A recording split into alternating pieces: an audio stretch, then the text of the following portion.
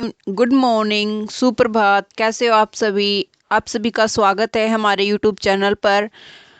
आज की हम करंट अफेयर्स शुरू करते हैं। तो देखिएगा, एक ज्वालामुखी है, उसके अंदर विस्फोट हुआ है। हुंगा टोंगा हंगा हापाई।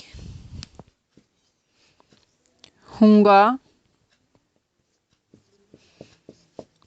हुंगा टोंगा हंगा हापाई। ये एक ज्वालामुखी है। इसमें क्या हुआ है? ये विस्फोट हुआ है। और ये ज्वालामुखी कहाँ पर है? तो ये ज्वालामुखी प्रशांत महासागर में है। प्रशांत महासागर में कौन सी ज्वालामुखी है? हुंगा टोंगा हंगा हापाई। ये ज्वालामुखी प्रशांत महासागर में है। और प्रशांत महासागर में भी कहाँ पर? तो प्रशांत महासागर में एक टोंगा द्वीप है, जिस पर कौन सी ज्वालामुखी है? ये हुंगा टोंगा हंगा हापाई ज्वालामुखी है, और इसमें विस्फोट हुआ है। इसी कारण ये चर्चा में है। और जो प्रशांत महासागर है, यहीं पर क्या है? रिंग ऑफ फायर या अग्नि मेखला भी कहाँ पर है? ये भी प्रशांत महासागर में है। और सबसे ज्यादा जो भूकंप वगैरह या ज्वालामुखी फटते हैं वो कहाँ पर आते हैं? तो रिंग ऑफ फायर प्रशांत महासागर में आते हैं। उसके बाद अभी कुछ जो इम्पोर्टेंट ज्वालामुखी है उनको देखते हैं। तो एक ज्वालामुखी है इक्वाडोर ज्वालामुखी। इक्वाडोर है, इसकी कहाँ पर है? तो कोटोपैक्सी जो ज्वालामुखी है, ये कहाँ पर है? ये इक्वाडोर के अंदर है। उसके बाद किलीमंजारो ज्वालामुखी कहाँ पर है? तो ये है तंजानिया के अंदर, तंजानिया। और माउंट ताल ज्वालामुखी कहाँ पर है? माउंट ताल ज्वालामुखी, तो ये फिलीपींस के अंदर है माउंट ताल ज्वालामुखी। उसके बाद क्राकातोआ ज्वालामुखी, ये कहाँ पर है? तो ये भी इंडोनेशिया के अंदर है। क्राकातोआ ज्वालामुखी इंडोनेशिया के अंदर है, क्राकातोआ। और मोना लाओ ज्वालामुखी, ये कहाँ पर है? तो ये है हवाई द्वीप, यूएसए। हवाई द्वीप कहाँ पर है? यूएसए के अंदर है। और लाओ ज्वालामुखी है, ये भी हवाई द्वीप यूएसए में है। और बैरन द्वीप कहाँ पर है ज्वालामुखी? तो ये अंडमान एंड निकोबार के अंदर है। और एकमात्र भारत की एकमात्र सक्रिय ज्वालामुखी कौन सी है? तो बैरन द्वीप ज्वालामुखी है। ठीक है। और कहाँ पर है ये? अंडमान एंड निकोबार के अंदर है। विसुवियस ज्वालामुखी कहाँ पर है?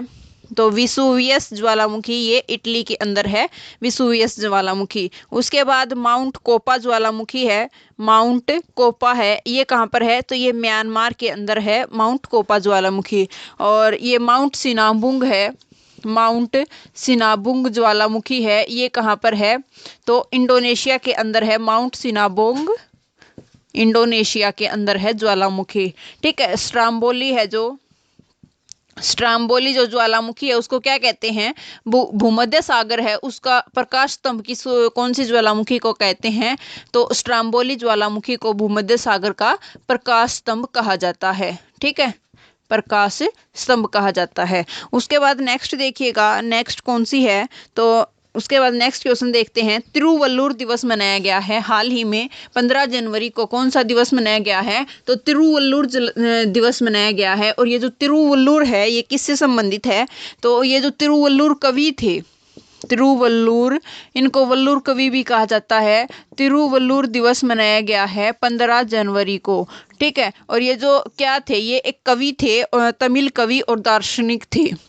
तमिल कवि और क्या थे? दार्शनिक थे। तिरुवल्लुर, इनकी याद में क्या मनाया जाता है? तिरुवल्लुर दिवस मनाया जाता है। 15 जनवरी को ये सेलिब्रेट किया गया है।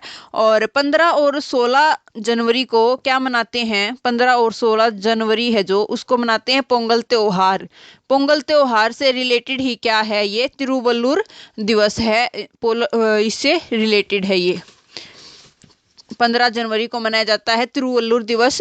और 15-16 को ही पोंगल त्योहार मनाया जाता है। उससे रिलेटेड कौन सा है?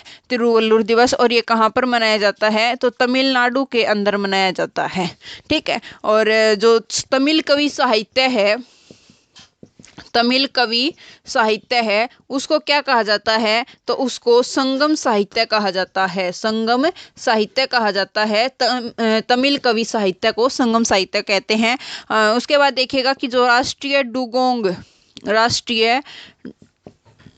डुगोंग संरक्षण केंद्र कहाँ पर है, तो ये केंद्र है तमिलनाडु के अंदर। ये तमिलनाडु में ये स्थापित किया गया है, राष्ट्रीय डुगोंग संरक्षण केंद्र। और डुगोंग का मतलब है समुद्री गाय। ठीक है। उसके बाद नेक्स्ट देखिएगा मीनाक्षी मंदिर। मीनाक्षी मंदिर कहाँ पर है? मीनाक्षी मंदिर, तो ये मीनाक्षी मंदिर है, ये मदुरई के अंदर है। मदुरई तमिलनाडु के अंदर है मीनाक्षी मंदिर। और मदुरई है ये कौन सी नदी के किनारे है, तो वेगई नदी के किनारे कौन सा है? मदुरई शहर है तमिलनाडु का। उसके बाद नेक्स्ट देखिएगा, नेक्स्ट है कावेरी नदी जो है, कावेरी नदी पर एक मैटूर बांध है। ये मैटूर बांध कहाँ पर है, तो ये भी तमिलनाडु के अंदर है, कावेरी नदी पर मैटूर बांध। और जो तमिलनाडु का जो तट है उसको क्या कहा जाता है? तमिलनाडु तट है उसको क्या कहा जाता है? कोरोमंडल तट कहा जाता है। और जो कोरोमंडल तट है इस पर बारिश कौन सी मानसून से होती है, तो उत्तरी पूर्वी मानसून से इस पर जो उत्तरी पूर्वी हवा होती है उनसे इन पर बारिश होती है। और उसको हम क्या बोलते हैं, तो लौटता मानसून हम उसको बोलते हैं। लौटते हुए मानसून से इसमें बारिश होती है, ऐसा कहा जाता है। ठीक है। उसके बाद चलिएगा नेक्स्ट क्वेश्चन देखते हैं। नेक्स्ट क्वेश्चन क्या है? नेक्स्ट क्वेश्चन है पंडित बिरजू महाराज। पंडित बिरजू महाराज एक कथक के बहुत ही लोकप्रिय जो डांसर थे, उनका हाल ही में निधन हो गया है। तो पंडित बिरजू महाराज का संबंध कौन से घराने से था, तो पंडित बिरजू महाराज लखनऊ घराने से संबंध रखते थे। और ये क्या थे? ये कथक के फेमस डांसर थे, कथक के फेमस डांसर थे। और जो ये कथक है ये कहाँ का? उत्तर पूर्वी भारत का ये क्लासिकल डांस है। उत्तर पूर्वी भारत का ये क्लासिकल डांस है। क्लासिकल डांस है जिसमें यूपी और राजस्थान इसके अंदर आते हैं। और कथक जो है इसका अर्थ क्या है? कहानी कहने वाला। कहानी कहने वाला इसका अर्थ है। और इसके अंदर जो डांस किया जाता है वो गोल गोल गोल गोल घिरनी खाई जाती हैं। और घुटने जो होते हैं इसके अंदर बिल्कुल सीधे रहते हैं, घुटने नहीं मोड़ते। और इसके अंदर गोल गोल गोल गोल घिरनी खाई जाती हैं इस कथक डांस के अंदर। ठीक है। और जो ये बिरजू महाराज हैं इनका जन्म कब हुआ, तो इनका जन्म हुआ 4 फरवरी 1938 को। इनका लखनऊ के अंदर इनका जन्म होता है। और निधन होता है इनका 17 जनवरी 2022 को इनका निधन होता है। ठीक है। और ये क्यों इम्पोर्टेंट है, क्योंकि इनको 1983 के अंदर पद्म विभूषण भी दिया गया था। पद्म विभूषण से सम्मानित किया गया था। ठीक है। उसके बाद देखिएगा कि यहाँ पर 8 क्लासिकल डांस हैं और 6 क्लासिकल लैंग्वेज हैं। तो सबसे पहले हम देखते हैं क्लासिकल लैंग्वेज के बारे में देखते हैं। क्लासिकल लैंग्वेज कितनी है? टोटल 6 हैं। तो ये कौन सी हैं? तमिल, तेलुगु, कन्नड़, मलयालम, उड़िया और संस्कृत। ये कितनी लैंग्वेज हैं? 6 हमारी क्लासिकल लैंग्वेज हैं। और उसके बाद देखिएगा कि जो तमिल है ये सबसे पुरानी क्लासिकल लैंग्वेज है। सबसे पुरानी क्लासिकल लैंग्वेज कौन सी है? तो तमिल है। और जो सबसे नवीनतम है वो कौन सी है? उड़िया सबसे नवीनतम है। सबसे नवीनतम क्लासिकल लैंग्वेज है उड़िया, शास्त्रीय भाषा है ये। और उसके बाद देखते हैं हम क्लासिकल डांस देखेंगे। तो क्लासिकल डांस कितने हैं? टोटल क्लासिकल डांस हैं 8। क्लासिकल डांस कितने हैं? शास्त्रीय नृत्य कितने हैं? 8। उस फर्स्ट है हमारा कथक। कथक कौन से का है? उत्तरी पूर्वी भारत का है। और सेकंड कौन सा है हमारा? सेकंड है कथकली और मोहिनी अट्टम। ये कहाँ के हैं? तो ये दोनों ही केरल के हैं, कथकली और मोहिनी अट्टम। उसके बाद नेक्स्ट देखते हैं। नेक्स्ट है ओडिसी। ओडिसी कहाँ का है?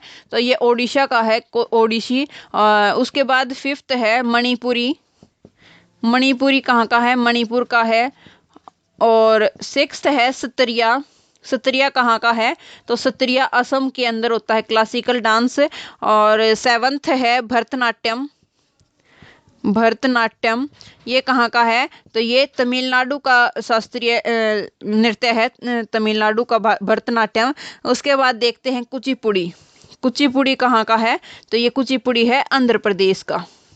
ठीक है, कुचिपुड़ी कहाँ का है? आंध्र प्रदेश का शास्त्रीय नृत्य है। तो ये हमने शास्त्रीय नृत्य देखे। और जो पंडित बिरजू महाराज थे वो कौन से नृत्य से संबंधित थे? तो कथक डांसर थे वे। और उसके उनका जन्म कब हुआ था? 4 फरवरी 1938 को इनका जन्म होता है। और 1983 में इनको पद्म विभूषण दिया जाता है।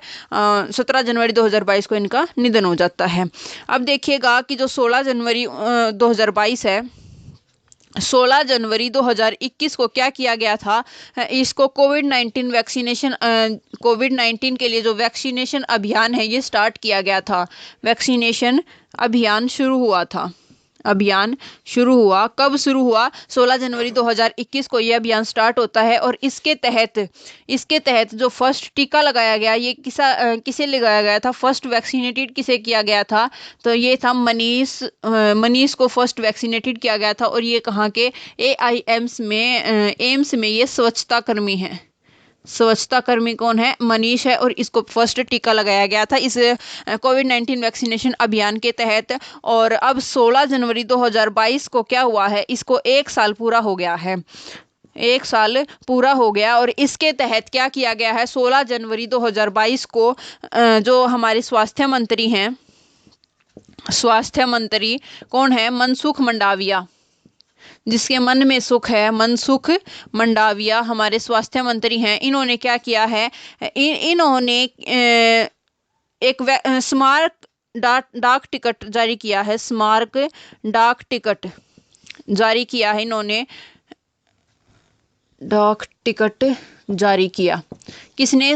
मनसुख मंडाविया हमारे स्वास्थ्य मंत्री हैं। उन्होंने 16 जनवरी 2022 को वैक्सीनेशन जो अभियान चलाया गया था, कोविड-19 के लिए जो वैक्सीनेशन अभियान चलाया गया था, उसका 1 साल पूरा होने के कारण मनसुख मंडाविया ने स्मारक डाक टिकट जारी किया है। ठीक है, उसके बाद नेक्स्ट देखिएगा। नेक्स्ट कुछ देखते हैं। जो कोवैक्सीन है, जो कोवैक्सीन है ये किसने बनाई है? तो ये बनाई है भारत बायोटेक ने। भारत बायोटेक कंपनी ने बनाई है कोवैक्सीन। और ये कहाँ की कंपनी है? तो ये हैदराबाद की कंपनी है। भारत बायोटेक हैदराबाद की कंपनी है। और ये जो कोवैक्सीन है ये एक इनएक्टिव वैक्सीन है। इनएक्टिव वैक्सीन है। उसके बाद कोविशील्ड है। कोविशील्ड वैक्सीन है, ये किसने बनाई है? तो ये सीरम इंस्टीट्यूट ऑफ इंडिया ने बनाई है। सीरम इंस्टीट्यूट ऑफ इंडिया ने बनाई है। और ये कहाँ पर है? तो ये पुणे के अंदर है, सीरम इंस्टीट्यूट ऑफ इंडिया। और ये जो कोविशील्ड है ये एक एक्टिव वैक्सीन है। उसके बाद है जाइकोव डी। जाइकोव डी जो वैक्सीन है ये फर्स्ट डीएनए आधारित वैक्सीन है। फर्स्ट डीएनए आधारित जो वैक्सीन है वो कौन सी है? जाइकोव डी है। और ये कौन सी? जाइडस कैंडुला जो कंपनी है उसने इसको बनाया है। उसके बाद नेक्स्ट है एक ओमिशोर। उसके बाद नेक्स्ट देखिएगा, नेक्स्ट कौन सी है? ओमिशोर। जो ओमिक्रॉन के लिए जो स्वदेशी फर्स्ट स्वदेशी जो किट है वो कौन सी है? ओमिशोर। ओमिशोर जो क्या है? ये ओमिक्रॉन के लिए, ओमिक्रॉन टेस्टिंग के लिए फर्स्ट स्वदेशी किट कौन सी है? ओमिशोर है स्वदेशी किट। उसके बाद नेक्स्ट है स्पुतनिक वी। स्पुतनिक वी ये किसके द्वारा? ये रूस द्वारा तैयार पहला टीका था। रूस द्वारा तैयार पहला टीका था ये। ठीक है, उसके बाद नेक्स्ट देखते हैं। नेक्स्ट क्वेश्चन क्या है हमारा?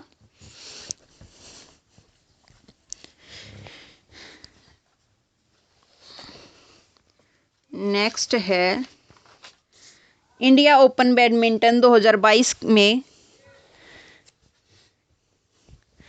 इंडिया ओपन बैडमिंटन 2022 में जो सिंगल्स का खिताब जीता है वो किसने जीता है? तो लक्ष्य सेन ने जीता है। लक्ष्य सेन ने ये खिताब जीता है। ये विजेता हो गए। और इसने किसको हराकर जीता है? उप विजेता कौन है?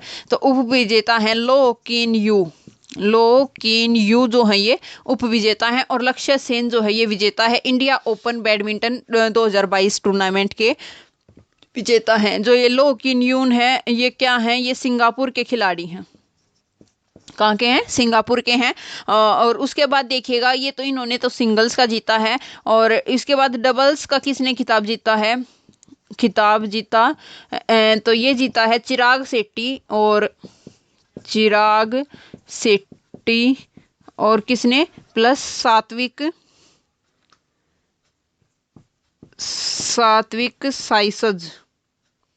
साईराज किसने जीता है, चिराग शेट्टी और सात्विक साईराज ने ये जीता है। उसके बाद इससे रिलेटेड क्वेश्चन देखते हैं। जो नंदू नाटेकर है, इनका हाल ही में निधन हो गया। ये कौन से खेल से हैं, तो ये बैडमिंटन खेल से संबंध रखते हैं नंदू नाटेकर। नंदू सबका बंधु, तो बैडमिंटन से किसका रिलेशन है, नंदू नाटेकर का। उसके बाद बैडमिंटन में लाइफ टाइम अचीवमेंट अवार्ड दिया गया है, ये किसको दिया गया है, तो लाइफ टाइम अचीवमेंट अवार्ड किसको दिया गया है, ये दिया गया है प्रकाश पादुकोण को। प्रकाश पादुकोण को दिया गया है ये life time achievement award badminton के अंदर। उसमें जो उसके बाद देखिएगा, जो सुहास यथिराज है, इसका संबंध कौन से गेम से है, तो ये भी बैडमिंटन से हैं। और इन्होंने क्या किया था, सुहास यथिराज ये नोएडा के डिस्ट्रिक्ट कलेक्टर हैं, नोएडा के डीसी हैं ये। और इन्होंने जो टोक्यो पैरा ओलंपिक थे, टोक्यो पैरा ओलंपिक के अंदर, पैरा ओलंपिक में सिल्वर मेडल जीता था, सिल्वर मेडल इन्होंने जीता था बैडमिंटन खेल में। ठीक है, उसके बाद नेक्स्ट देखते हैं बैडमिंटन से रिलेटेड कप। उबेर कप है, थॉमस कप है। उबेर कप और थॉमस कप ये कहाँ पर, ये दोनों के दोनों ये कौन से खेल से रिलेटेड है, तो ये बैडमिंटन खेल से रिलेटेड हैं। और ये जो उबेर कप जीता ये किसने जीता, तो चाइना ने जीता। और जो थॉमस कप है ये किसने जीता, तो इंडोनेशिया ने ये थॉमस कप जीता है। ठीक है, ये याद रखना।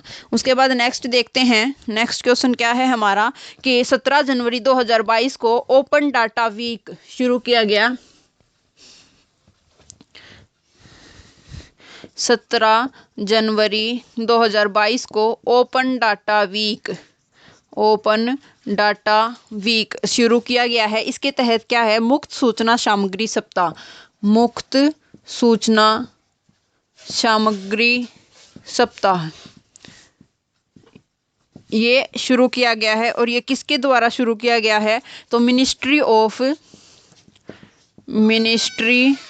Of housing and urban affair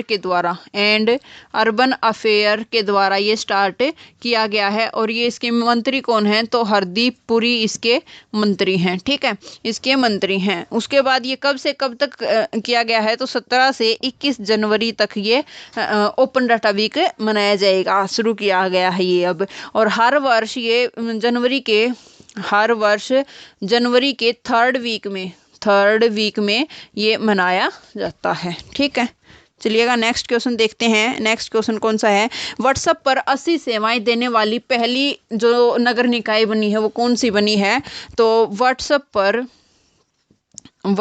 पर 80 सेवाएं देने वाली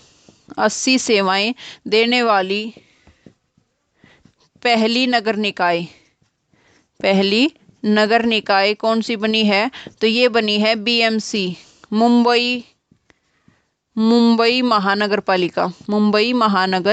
पालिका बनी है ये।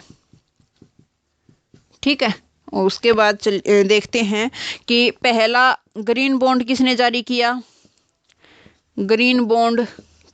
किया, तो जिला गाजियाबाद ने पहला ग्रीन बॉन्ड जारी किया। ठीक है, उसके बाद देखते हैं कि जो पहला सोशल इम्पैक्ट बॉन्ड है ये किसने जारी किया, सोशल इम्पैक्ट बॉन्ड किसने जारी किया, तो ये किसने किया, पिंपरी चिंचवाड़ ने जो जिला है उसने स्टार्ट किया। और पिंपरी चिंचवाड़ जो नगर निगम है ये कहाँ पर है, ये क्या है, नगर निगम है ये। और ये कहाँ पर है, पिंपरी चिंचवाड़ नगर निगम पुणे के अंदर, पुणे महाराष्ट्र में। तो इसने फर्स्ट सोशल इम्पैक्ट बॉन्ड जारी किया है। उसके बाद जो ये नगर निगम है, अर्बन बॉडीज हैं, अर्बन बॉडी ये कौन से अनुसूची में आती हैं? तो 12वीं अनुसूची के अंदर आती हैं। अर्बन बॉडीज के बारे में बताया गया है। और इससे रिलेटेड जो संविधान संशोधन था वो कौन सा था? 74वां संविधान संशोधन था। कॉन्स्टिट्यूशनल अमेंडमेंट था। 74वां संविधान संशोधन था। और जो ये अनुसूची 12 है इसके तहत कितने विषय आते हैं? तो 18 विषय आते हैं। और जो अनुसूची 11 है वो ग्राम पंचायत से रिलेटेड है, उसमें 29 विषय आते हैं। और 73वां संविधान संशोधन उससे रिलेटेड है। ठीक है, उसके बाद चलिएगा नेक्स्ट क्वेश्चन देखते हैं। जो भेल महारत्न कंपनी है उसने भारत का जो सीटीएम फर्स्ट सीटीएम प्लांट उसने तैयार किया है। भेल जो कंपनी है Bharat heavy electricals limited, Bharat heavy electricals limited ने क्या किया है कि जो कोल से methanol CTM coal to methanol plant इसने शुरू किया है। और ये फर्स्ट है। और इसने ये कहाँ पर ये किसने इसकी शुरुआत की है? तो जो भारी उद्योग मंत्री हैं उसने इसकी शुरुआत की है। कौन? महेंद्र नाथ पांडे जो हैं ये क्या हैं? भारी उद्योग मंत्री हैं महेंद्र नाथ पांडे। और इन्होंने भारत का ये पहला है और किसकी स्टार्टिंग की है? भेल के द्वारा निर्मित CTM coal to methanol plant की इन्होंने शुरुआत की है। ठीक है, उसके बाद देखते हैं जो यस म्यूचुअल फाउंडेशन है उसका नाम क्या कर दिया गया है? White OAK। Yes mutual foundation का नाम, म्यूचुअल जो फाउंडेशन है इसका नाम चेंज कर दिया गया है। तो इसका नाम चेंज करके क्या कर दिया गया है? White okay capital mutual fund, yes mutual fund foundation नहीं, सॉरी मैं यही देख रही थी, फंड होगा ये। यस म्यूचुअल फंड का नाम क्या कर दिया गया है? White okay capital mutual fund इसका नाम कर दिया गया है। ठीक है, और ये जो इसी में देखिएगा नाम चेंज किया है तो हबीबगंज का कर दिया गया है कमलावती मैं लिख नहीं रही, लिखने में टाइम ज़्यादा लगेगा तो मैं आपको बता रही हूँ। हबीबगंज का कमलावती रेलवे स्टेशन कर दिया गया। कलकत्ता जो बंदरगाह है उसका किसके रूप में कर दिया गया? श्यामा प्रसाद मुखर्जी के उसमें नाम पर कर दिया गया। ठीक है, और उसके बाद नेक्स्ट देखते हैं तो जो राष्ट्रीय स्टार्टअप डे है वो कब से मनाया जाएगा? इसके PM मोदी ने इसकी घोषणा की है। तो हर साल 16 जनवरी को क्या मनाया जाएगा? राष्ट्रीय स्टार्टअप डे मनाया जाएगा। क्यों? देखिएगा कि जो स्टार्टअप स्कीम है, सबसे पहले स्टार्टअप जो स्कीम है ये कब स्टार्ट की गई थी? तो 16 जनवरी 2016 को स्टार्टअप स्कीम स्टार्ट की गई थी। ठीक है, 16 जनवरी 2016 को स्टार्टअप स्कीम शुरू की गई थी। और क्यों शुरू की गई थी? तो नवाचार को बढ़ावा देने के लिए, स्टार्टअप को बढ़ावा देने के लिए ये स्कीम जो है शुरू की गई थी। और स्टार्टअप डे अभी मनाया गया था। तो वो स्टार्टअप डे कब से कब तक मनाया गया? स्टार्टअप डे तो मनाया गया 16 जनवरी को। और स्टार्टअप वीक मनाया गया है तो ये 10 से 16 जनवरी तक स्टार्टअप वीक मनाया गया है। ठीक है, और ये जो इसकी घोषणा की है ये किसने की है? तो PM नरेंद्र मोदी ने इसकी घोषणा की है। राष्ट्रीय स्टार्टअप डे हर साल 16 जनवरी को मनाया जाएगा। ठीक है, उसमें देखिएगा कि जो ग्लोबल इनोवेशन इंडेक्स है इसमें जो भारत की रैंक है वो कौन सी है? तो इसमें भारत की रैंक 46वीं इसमें भारत की रैंक है। यूनिकॉर्न क्या होता है? यूनिकॉर्न जो बड़ा स्टार्टअप होता है उसी को क्या कहते हैं? यूनिकॉर्न कहते हैं।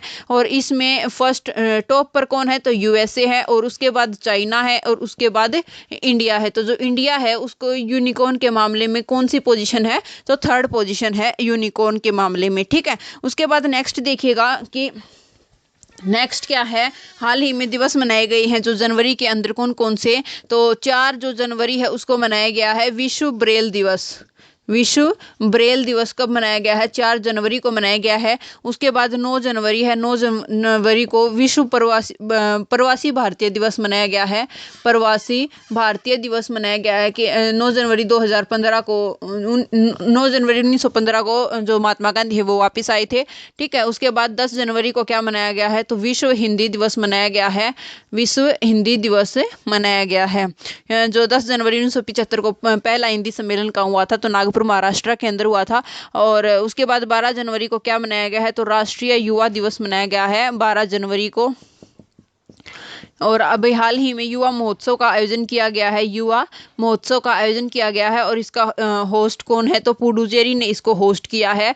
और इसकी जो थीम है वो क्या है? इसकी थीम है सशक्त युवा सक्षम भारत। सशक्त युवा सक्षम भारत इसकी थीम है। ठीक है, सशक्त युवा सक्षम भारत।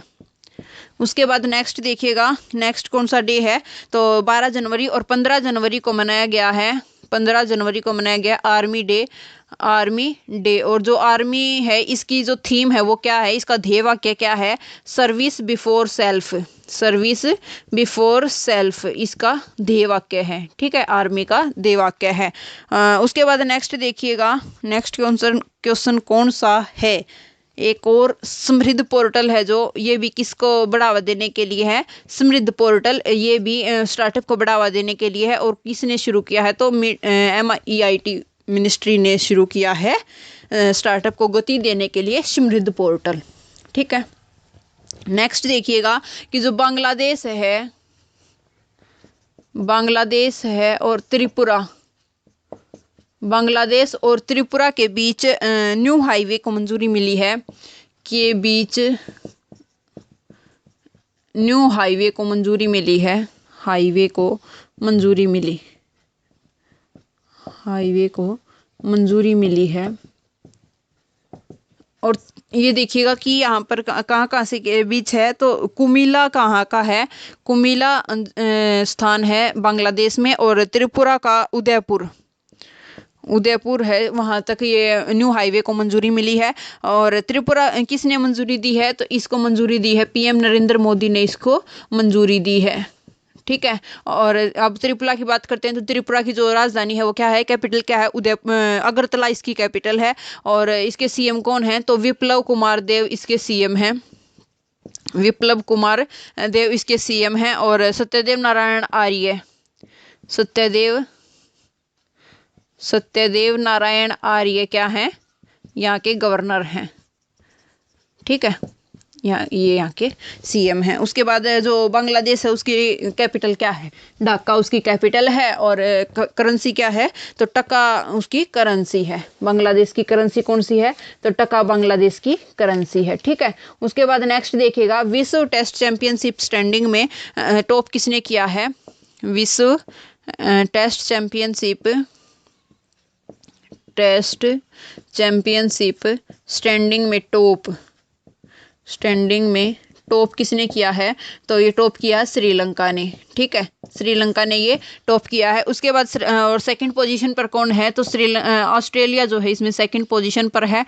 और थर्ड पर कौन है? तो थर्ड पर पाकिस्तान है। और इसमें फिफ्थ पोजीशन पर कौन है? तो अपना इंडिया क्या कौन सी पोजीशन पर है? फिफ्थ पोजीशन पर अपना इंडिया आता है उसमें। इसके बाद देखिएगा श्रीलंका, मैं आपको इसमें बता देती हूँ वैसे बोल के, तब तक मैं मार्कर में स्याही डाल लेती हूँ। श्रीलंका जो है इसकी 2 कैपिटल हैं, जयवर्धनपुरे और कोलंबो इसकी कैपिटल हैं। जो कोलंबो है ये इसकी कमर्शियल कैपिटल है। और जो जयवर्धनपुरे कोटे है ये इसकी एडमिनिस्ट्रेटिव कैपिटल है। और यहाँ पर 2 भाई की सरकार है। जो PM है वो कौन है? तो प्राइम मिनिस्टर हैं यहाँ के महिंद्रा राजपक्षे। और जो यहाँ के प्रेसिडेंट हैं वो कौन है? तो गोतबाया राजपक्षे यहाँ के प्रेसिडेंट हैं।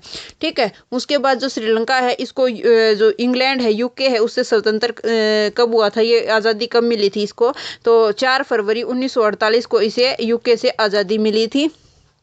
और इसका ये रिपब्लिक कब बना था, तो 22 मई 1972 को ये रिपब्लिक बनता है। और 6 साल बाद, रिपब्लिक बनने के 6 साल बाद इसका जो संविधान है वो लागू होता है।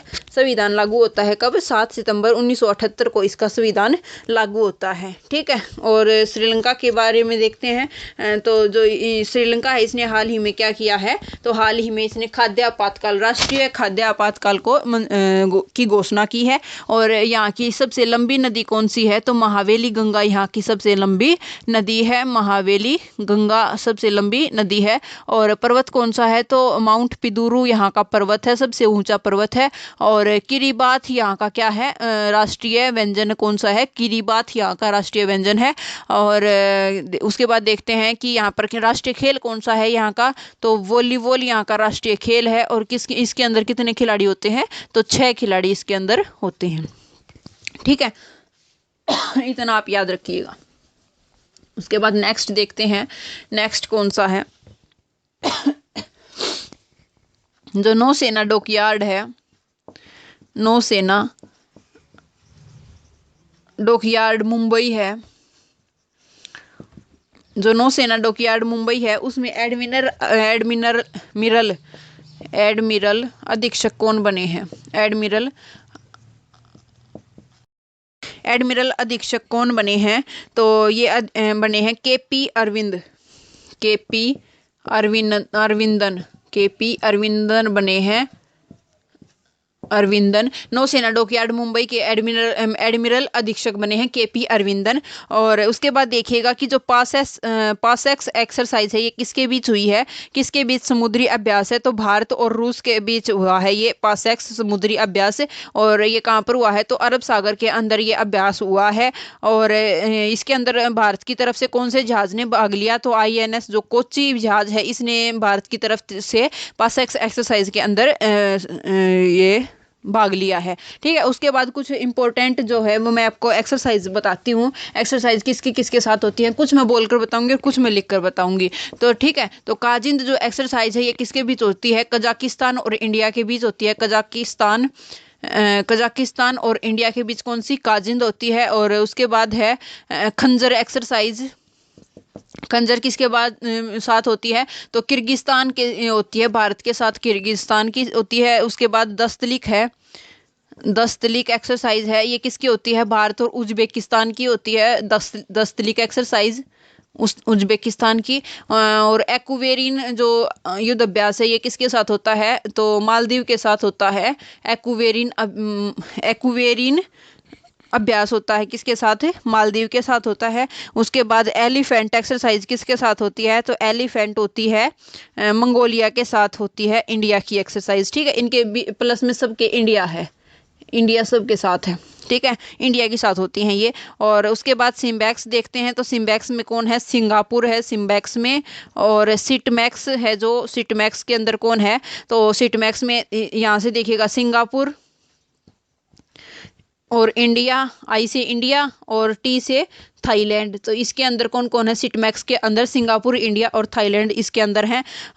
स्लाइनैक्स देखते हैं, स्लाइनैक्स किसकी है, तो इंडिया और जो श्रीलंका के बीच जो एक्सरसाइज होती है, श्रीलंका के बीच जो एक्सरसाइज होती है वो कौन सी है, स्लाइनैक्स एक्सरसाइज है। मालाबार किसके बीच होती है, तो जो 4 क्वाड देश हैं उनके साथ मालाबार एक्सरसाइज होती है। कौन कौन से, इंडिया है, इंडिया, यूएसए, ऑस्ट्रेलिया और जापान, ये कौन से हैं, 4 क्वाड देश हैं, इंडिया, ऑस्ट्रेलिया, जापान और यूएसए, ये 4 क्वाड देश हैं। इनके साथ कौन सी एक्सरसाइज होती है, तो इनके साथ मालाबार एक्सरसाइज होती है। उसके बाद है कि एक वज्र प्रहार है, जो वज्र प्रहार है, कोप इंडिया है, ये किसके साथ होती है, यूएसए के साथ होती हैं।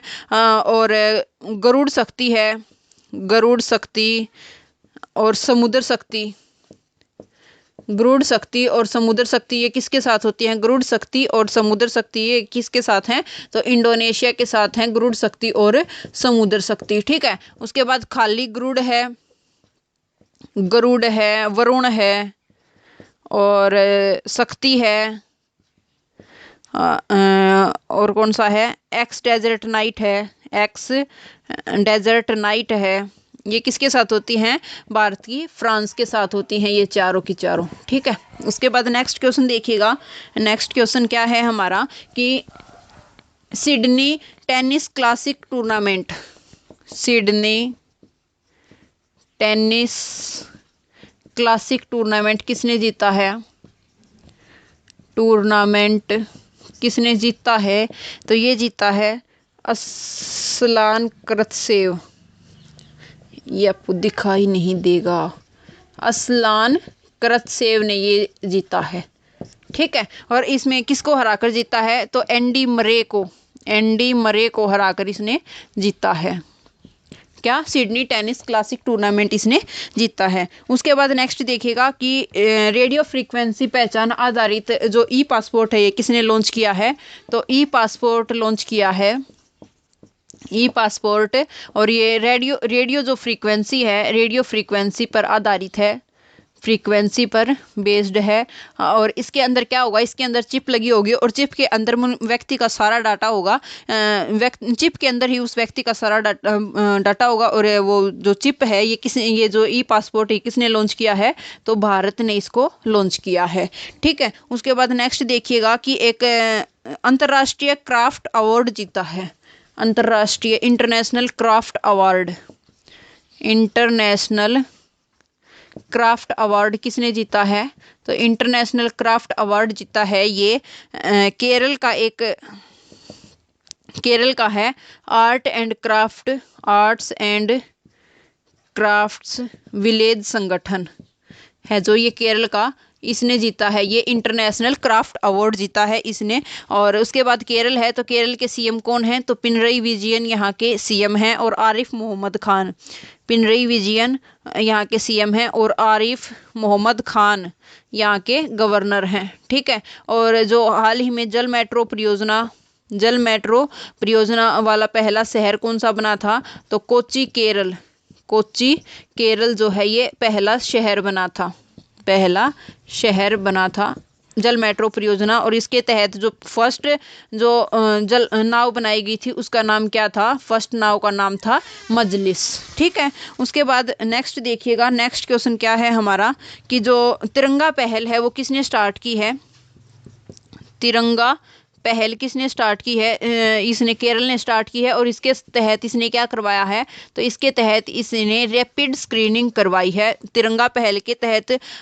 और उसके बाद है इसने कौन सी पहल? सिल्वर लाइन प्रोजेक्ट भी इसी से संबंधित है, सिल्वर लाइन प्रोजेक्ट भी इसी से संबंधित है। क्या है इसके अंदर? जो कसारकोड केरल है और कसारकोड से तिरुवनंतपुरम तक क्या बनाया जाएगा? Semi high speed rail corridor बनाया जाएगा सिल्वर लाइन प्रोजेक्ट के तहत। उसके बाद है कि जो 8 सीटर वाहन है उनके लिए 6 एयरबेस, जो 6 एयरबैग हैं वो अनिवार्य कर दिए हैं। अनिवार्य किसने किए हैं? ये 6 जो 8 सीटर वाहन है उनके लिए 6 एयरबैग अनिवार्य कर दिए हैं। वो किसने? सड़क परिवहन जो मंत्री हैं, सड़क परिवहन मंत्री ने जो 6 एयरबैग हैं 8 सीटर वाहन के लिए वो अनिवार्य कर दिए हैं। ठीक है, उसके बाद नेक्स्ट देखिएगा कि राष्ट्रीय स्टार्टअप पुरस्कार 2021, राष्ट्रीय स्टार्टअप पुरस्कार 2021 ये किसने दिए हैं? ये दिए हैं पीयूष गोयल ने राष्ट्रीय स्टार्टअप पुरस्कार 2021 दिए हैं। और पीयूष गोयल कौन से मंत्री हैं? तो वाणिज्य एवं उद्योग मंत्री कौन है? पीयूष गोयल हैं। और कपड़ा मंत्रालय भी इन्हीं के पास है, उद्योग मंत्री हैं ये पीयूष गोयल। और इन्होंने राष्ट्रीय स्टार्टअप पुरस्कार 2021 प्रदान किए हैं। उसके बाद देखते हैं इंडोमिटेबल, ये एक ऑटोबायोग्राफी है। और किसकी है ये ऑटोबायोग्राफी? तो अरुंधति भट्टाचार्य उनकी ये ऑटोबायोग्राफी है। और ये क्या है? पूर्व अध्यक्ष हैं किसकी? एसबीआई की पूर्व अध्यक्ष हैं, एसबीआई की, स्टेट बैंक ऑफ इंडिया की पूर्व अध्यक्ष हैं अरुंधति भट्टाचार्य। और उनकी ऑटोबायोग्राफी है, आत्मकथा है इंडोमिटेबल। उसके बाद देखते हैं ममता बियॉन्ड 2021, ममता बियॉन्ड 2021 ये किसने लिखी है? तो ये लिखी है जयंत घोषाल ने ये लिखी है ममता बियॉन्ड 2021। और गांधी के हत्यारे, गांधी के हत्यारे बुक किसने लिखी है? तो गांधी के हत्यारे बुक लिखी है धीरेन्द्र के झा ने। धीरेन्द्र के झा ने ये बुक लिखी है। और जो इसमें नाथूराम गोडसे है उसके बारे में इसमें जिक्र किया गया है। मॉडर्न इंडिया किसने लिखी है? मॉडर्न इंडिया पुस्तक किसने लिखी है? ये हरियाणा के अंदर ये पुस्तक प्रकाशित की गई है, इसका प्रकाशन किया गया है। तो ये लिखी है पूनम दलाल दहिया ने। पूनम दलाल दहिया ने ये पुस्तक लिखी है मॉडर्न इंडिया। और बैचलर डैड ये किसने लिखी है? तो तुषार कपूर ने कौन सी पुस्तक लिखी है? तो बैचलर डैड लिखी है तुषार कपूर ने। और इंडियाज एंशिएंट, एक और है India's ancient legacy of wellness ये किसने लिखी है? तो डॉक्टर रेखा चौधरी ने कौन सी लिखी है? India's ancient legacy of wellness इसने लिखी है। ठीक है, उसके बाद नेक्स्ट देखते हैं। उसके बाद क्या है कि जो उड़ीसा है उसने खाद्य सुरक्षा में सहयोग के लिए किसके साथ समझौता किया है? तो जो वर्ल्ड फूड प्रोग्राम है उसके साथ समझौता किया है। वर्ल्ड फूड प्रोग्राम के साथ उड़ीसा ने समझौता किया है खाद्य सुरक्षा सहयोग के लिए। ठीक है, तो जो ये वर्ल्ड फूड प्रोग्राम है इसकी स्थापना कब होती है? 1961 के अंदर इसकी स्थापना होती है। और इसका हेडक्वार्टर कहाँ पर है? तो रोम इटली के अंदर इसका हेडक्वार्टर है। रोम इटली के अंदर इसका हेडक्वार्टर है। ठीक है, उसके बाद ओडिशा के बारे में देखते हैं। यहाँ के सीएम कौन है? तो नवीन पटनायक यहाँ के सीएम हैं। और यहाँ के गवर्नर कौन है? तो गणेशी लाल यहाँ के गवर्नर हैं। 1 अप्रैल 1936 को उड़ीसा की स्थापना होती है। इसीलिए जो 1 अप्रैल को कौन सा दिवस मनाया जाता है? तो 1 अप्रैल को उत्कल दिवस मनाया जाता है। ठीक है, 1 अप्रैल को उत्कल दिवस मनाया जाता है। उसके बाद जो गरिमा योजना है वो किसने स्टार्ट की है? तो उड़ीसा के द्वारा गरिमा योजना स्टार्ट की गई है। और ड्रिंक फ्रॉम टैप योजना कहाँ से? ड्रिंक फ्रॉम टैप योजना किसने स्टार्ट की है? तो ये भी उड़ीसा के द्वारा स्टार्ट की गई है। ठीक है, और जो अर्बन गवर्नेंस इंडेक्स है उसके अंदर टॉप किसने किया है? तो उड़ीसा ने इसके अंदर टॉप किया है। ठीक है, इसके अंदर उड़ीसा ने टॉप किया है। उसके बाद नेक्स्ट देखते हैं कि उड़ीसा के अंदर एक कोणार्क सूर्य मंदिर है। कोणार्क सूर्य मंदिर कहाँ पर है? उड़ीसा के अंदर है। और इसका जो इसकी क्या कहा जाता है? ब्लैक पैगोडा भी इसको कहा जाता है। और इसका निर्माण किसने करवाया था? तो गंग वंश के राजा नरसिंह देव ने इसका निर्माण करवाया था। नरसिंह देव ने करवाया था। और ये कौन से वंश के थे? तो गंग वंश के शासक थे नरसिंह देव, इन्होंने इसका निर्माण करवाया था। और ये 100% सौर ऊर्जा से संचालित जो मंदिर है वो कौन सा है? तो कोणार्क सूर्य मंदिर है। यहाँ पर उड़ीसा के अंदर सिमलीपाल नेशनल पार्क और भितरकनिका नेशनल पार्क कहाँ पर है? उड़ीसा के अंदर है सिमलीपाल नेशनल पार्क और भितरकनिका नेशनल पार्क। ठीक है, उसके बाद देखते हैं कि भारत और चीन के बीच द्विपक्षीय व्यापार 2021 में क्या हुआ है? 125 अरब डॉलर से अधिक का खर्चा हुआ है। 125 अरब डॉलर पार हो गया है जो भारत और चीन के बीच जो व्यापार है, द्विपक्षीय व्यापार 2021, ये 125 अरब डॉलर के पार हो गया है। भारत और चीन के बीच है ये द्विपक्षीय व्यापार। ठीक है, उसके बाद देखिएगा जो चीन है यहाँ के प्रेसिडेंट कौन है? तो जी जिनपिंग यहाँ के प्रेसिडेंट है। जी जिनपिंग यहाँ के प्रेसिडेंट हैं। और यहाँ की करेंसी क्या है? तो रेनमिनबी यहाँ की करेंसी है। और चीन की जो कैपिटल है वो कौन सी है? तो बीजिंग चीन की कैपिटल है। और उसके बाद देखिएगा कि जो साइनोफॉर्म वैक्सीन किसने बनाई है? तो चाइना ने बनाई है। और ई कचरे का सबसे बड़ा उत्पादक कौन सा है? ई कचरे का उत्पादक है सबसे बड़ा चाइना। ठीक है, उसके बाद मार्स रोवर कौन सा था इनका?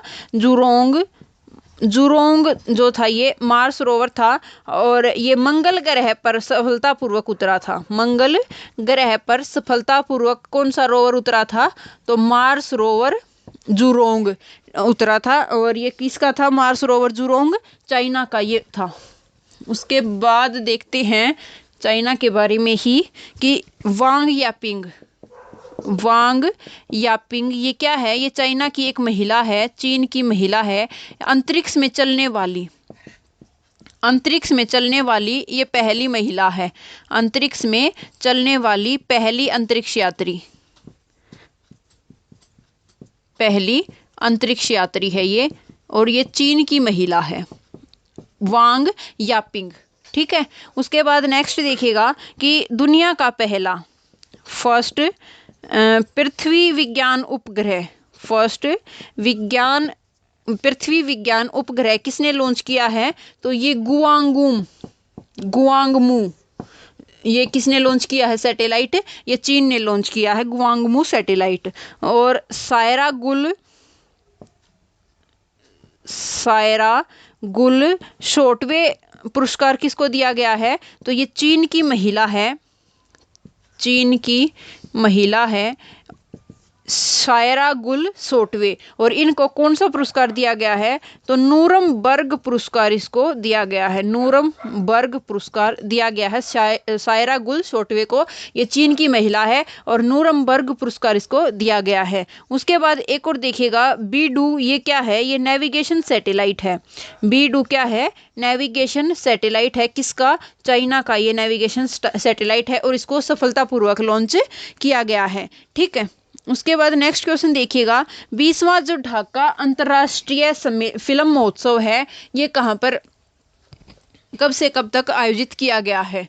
20वां ढाका अंतर्राष्ट्रीय फिल्म महोत्सव, अंतर्राष्ट्रीय फिल्म महोत्सव इसका आयोजन कब से कब तक किया गया है? तो 15 जनवरी से लेकर के 23 जनवरी तक इसका आयोजन किया जाएगा। और जो 23 जनवरी है इसको कौन से दिवस के रूप में? तो सुभाष चंद्र बोस की जयंती के रूप में, पराक्रम दिवस के रूप में हम इसको मनाते हैं। ठीक है। और इसमें क्या किया गया है कि 70 देशों की 225 फिल्म जो हैं वो 10 श्रेणी के अंदर पार्टिसिपेट करेंगी इस फिल्म महोत्सव के अंदर। उसके बाद नेक्स्ट क्वेश्चन देखिएगा, नेक्स्ट क्या है?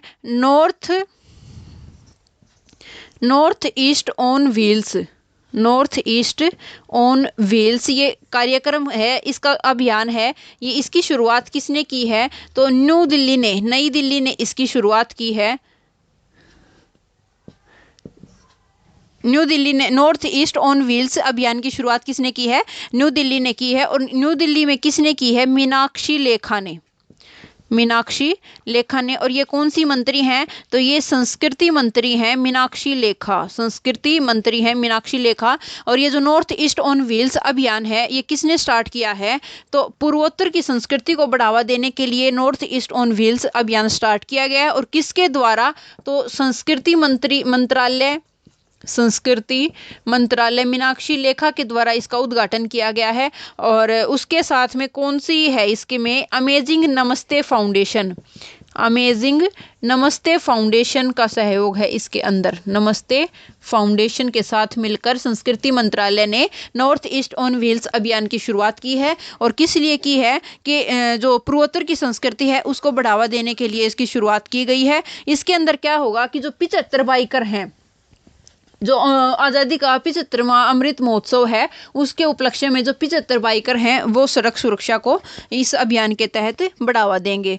उसके बाद नेक्स्ट क्वेश्चन है हमारा, योग्यता ऐप लॉन्च किया गया है, योग्यता ऐप लॉन्च किया है, ये किसने किया है योग्यता ऐप लॉन्च? तो ये CSC की फुल फॉर्म क्या है? Common service centre, common service centre. CSC के द्वारा योग्यता ऐप लॉन्च किया गया है। ये क्यों किया गया है? कि कौशल आधारित व्यावसायिक शिक्षा प्रदान करने के लिए, स्किल बेस्ड शिक्षा प्रदान करने के लिए, एजुकेशन देने के लिए ये ऐप लॉन्च किया गया है, योग्यता ऐप लॉन्च किया गया है। ठीक है। और सीएससी के द्वारा, कॉमन सर्विस सेंटर के द्वारा ये लॉन्च किया गया है। उसके बाद देखिएगा AEPC। AEPC इसकी फुल फॉर्म क्या है? इसकी है अप्रैल एक्सपोर्ट प्रमोट काउंसिल। अप्रैल एक्सपोर्ट प्रमोट काउंसिल, इसके हाल ही में अध्यक्ष बनाए गए हैं। तो अध्यक्ष कौन बनाए गए हैं? नरेंद्र कुमार गोयनका। नरेंद्र कुमार गोयनका इसके अध्यक्ष बनाए गए हैं। AEPC अप्रैल एक्सपोर्ट प्रमोट काउंसिल के अध्यक्ष कौन बनाए गए हैं? तो ये नरेंद्र कुमार गोयनका है जो ये इसके अध्यक्ष बनाए गए हैं। उसके बाद देखिएगा MK प्रसाद।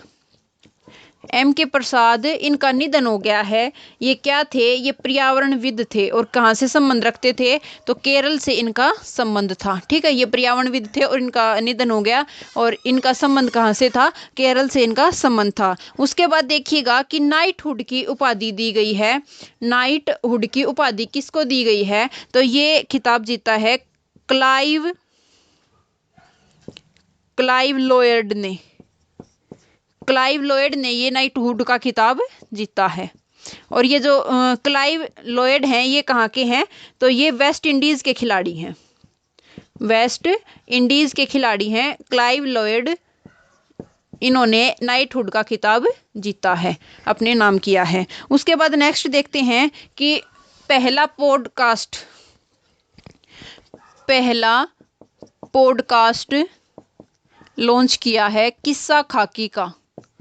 किस्सा खाकी का ये किसने लॉन्च किया है? तो ये लॉन्च किया है दिल्ली पुलिस ने। दिल्ली पुलिस ने ये पहला पॉडकास्ट लॉन्च किया है किस्सा खाकी का। और इसका पर्पज क्या है? कि जो मानवता की कहानी है उनको लोगों तक पहुंचाना, इस पहले पॉडकास्ट किस्सा खाकी का पर्पज है। ठीक है, उसके बाद नेक्स्ट देखिएगा, नेक्स्ट क्वेश्चन क्या है? ऑनलाइन गेमिंग है जो उस ऑनलाइन जो गेमिंग है उसके विनियमन को रोकने के लिए कानून बनेगा। कहाँ पर इसका कानून बनेगा? तो ये मध्य प्रदेश के अंदर अब बनाया गया है। और ये ऐसा कानून बनाने वाला कौन सा राज्य है? तो ऑनलाइन गेमिंग पर रोक लगाने के लिए कानून बनाने वाला MP जो मध्य प्रदेश है ये 8वां राज्य बना है। इससे पहले आंध्र प्रदेश इस पर कानून बना चुका है। और जो तेलंगाना है वो भी इस पर कानून बना चुका है। छत्तीसगढ़ है, तेलंगाना, छत्तीसगढ़ और उड़ीसा, तमिलनाडु, सिक्किम और नागालैंड, कर्नाटक, ये 7 राज्य इससे पहले ऑनलाइन गेमिंग पर प्रतिबंध लगा चुके हैं, इसके खिलाफ कानून बना चुके हैं। और 8वां राज्य कौन सा बना है? तो MP इसमें 8वां राज्य बना है। और जो MP है इसके जो CM है वो कौन है? तो शिवराज सिंह चौहान यहाँ के CM है, मामा।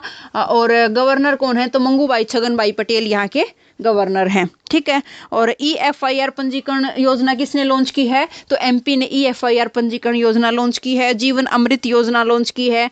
उसके बाद नेक्स्ट क्वेश्चन देखिएगा कि दुनिया का पहला होटल बनाया गया है। दुनिया का पहला होटल बनाया गया है, वो भी किसके लिए? ऊंटों के लिए। ऊंटों के लिए पहला होटल बनाया गया है, दुनिया का पहला। तो ये कहाँ बनाया गया है? सऊदी अरब में। सऊदी अरब में ये दुनिया का पहला होटल ऊंटों के लिए बनाया गया है। और जो इसकी वो कैपिटल है वो कौन सी है? रियाद इसकी कैपिटल है। और रियाद इसकी करेंसी है। ठीक है, और यहाँ की जो संसद है उसको क्या कहा जाता है? तो मजलिस अल शूरा यहाँ की संसद को कहा जाता है। ठीक है, उसके बाद नेक्स्ट क्वेश्चन देखिएगा। नेक्स्ट है जो IPL की जो टीम है Kolkata knight rider. IPL Indian premier league, इसकी टीम है कोलकाता नाइट राइडर।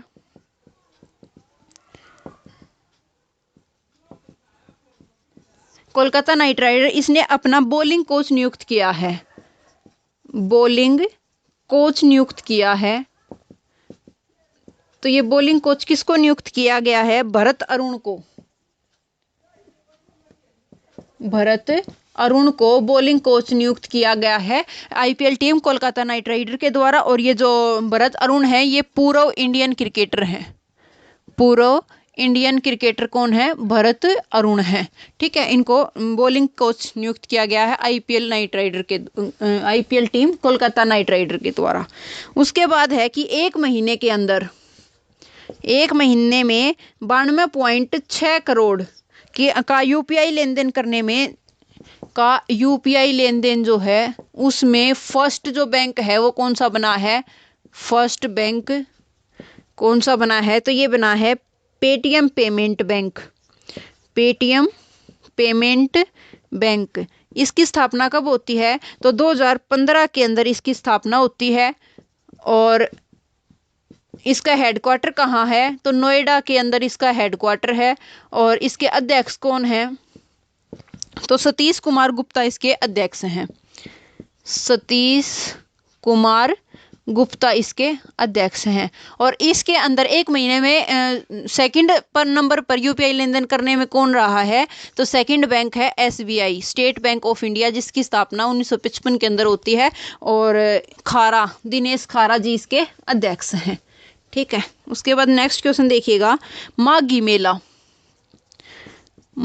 मेला इसका आयोजन किया गया है। इसका आयोजन कब से कब तक किया गया है?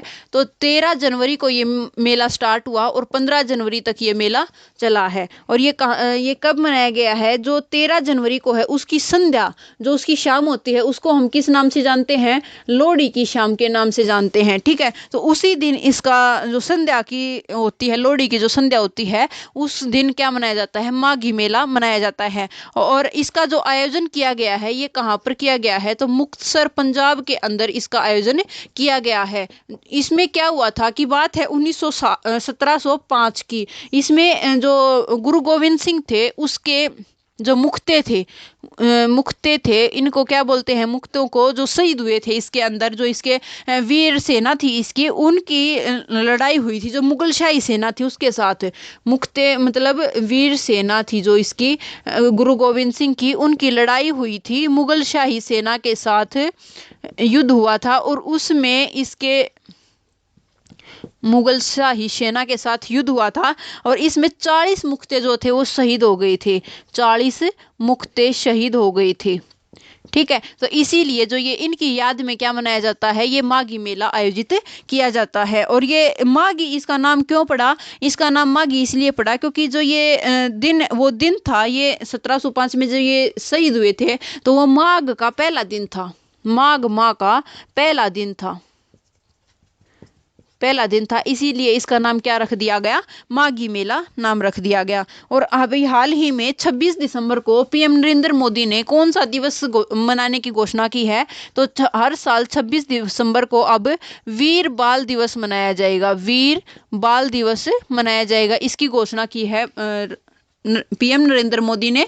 और ये किस लिए मनाया जाएगा? तो जो गुरु गोविंद सिंह के जो 4 पुत्र थे उनको सरेआम दीवार में चिनवा दिया गया था, और उनकी याद में ही ये क्या मनाया जाएगा? 26 दिसंबर को वीर बाल दिवस मनाया जाएगा। उसके बाद जो पुष्कर महोत्सव है उसका संबंध कहाँ से है? तो पुष्कर महोत्सव का संबंध है जम्मू कश्मीर से। और जो पुष्कर मेला है इसका संबंध कहाँ से है? तो पुष्कर मेले का संबंध है अजमेर से।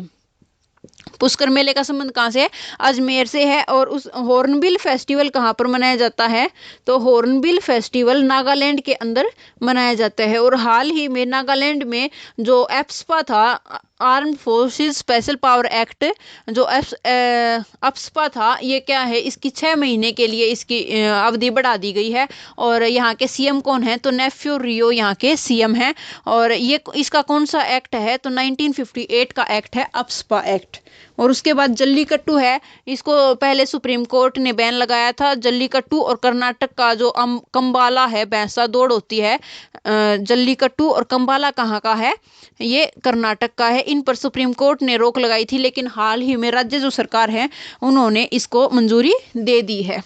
ठीक है, उसके बाद नेक्स्ट देखिएगा, नेक्स्ट है 15 जनवरी 2022 को खादी के कपड़े से बना हुआ खादी के कपड़े से बना हुआ सबसे बड़ा तिरंगा, दुनिया का सबसे बड़ा तिरंगा कहाँ पर फहराया गया है? तो ये फहराया गया है लोंगेवाला जैसलमेर के अंदर। लोंगेवाला जैसलमेर के अंदर ये सबसे बड़ा तिरंगा फहराया गया है। और ये जो तिरंगा है इसकी जो लंबाई है वो कितनी है? तो 225 फीट इसकी लंबाई है और 150 फीट चौड़ाई है इसकी।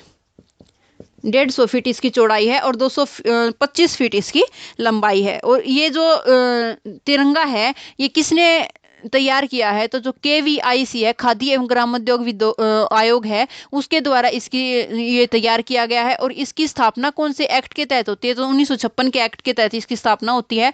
और इसी ने जो प्रोजेक्ट